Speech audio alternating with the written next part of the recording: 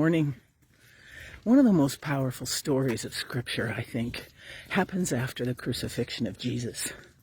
There are two of his friends walking to a town 7 miles away, and they're talking animatedly. They're engaged in conversation. They are wrestling with what happened on the cross and in Jerusalem itself. They're confused. And as they walk along, Jesus joins them, asks them, what's going on? Listens to what they're saying.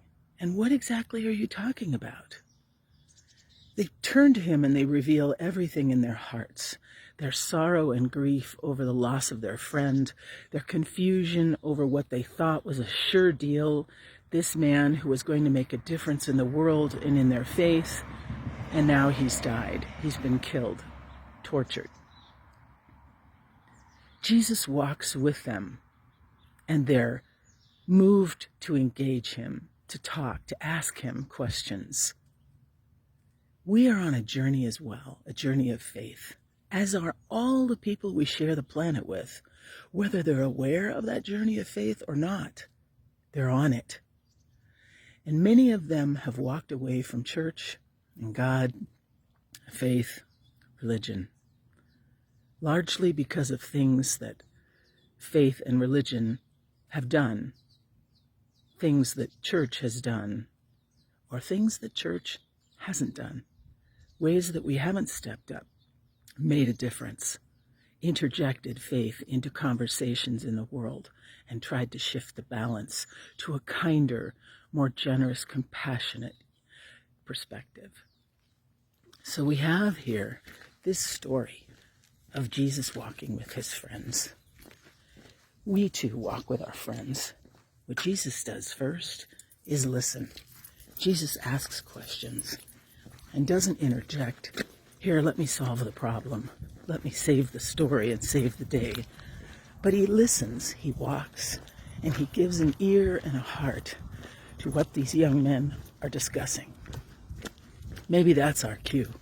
Maybe that's what we need to do as well.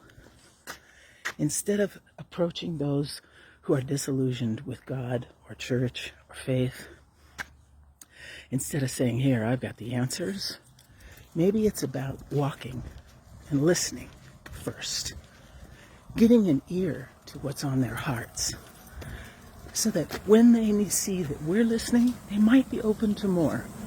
They might not. Maybe all that we have to do is walk with them.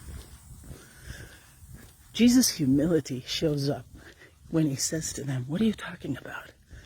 He already knows, but he doesn't pretend to think that he can control the conversation. Maybe that kind of humility is what we need to use when we approach our friends and family in this way, struggling for things that we're not sure we have the answers for. This is our invitation. This is what we're called to.